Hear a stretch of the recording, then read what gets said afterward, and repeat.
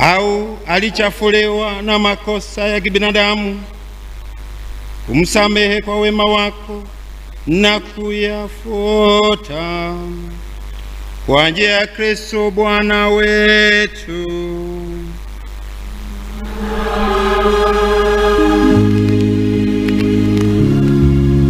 Bwana awe nanyi.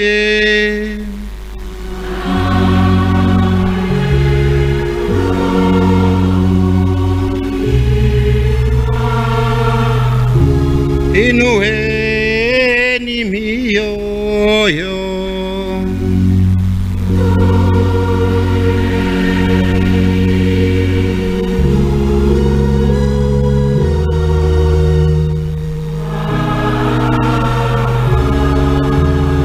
Tumshukuru Bwana Mungu wetu.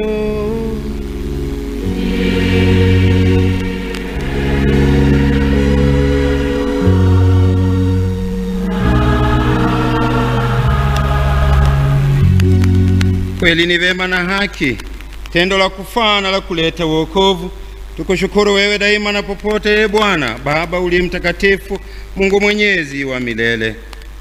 Ingawa tunastahili kufa, lakini unatuhurumia kwa neema yako, kwamba tukiisha kuangamizwa na mauti kwa sababu ya dhambi, tunakombolewa kwa njia ya ushindi wa Kristo na kuitwa tena pamoja naye kwenye uzima.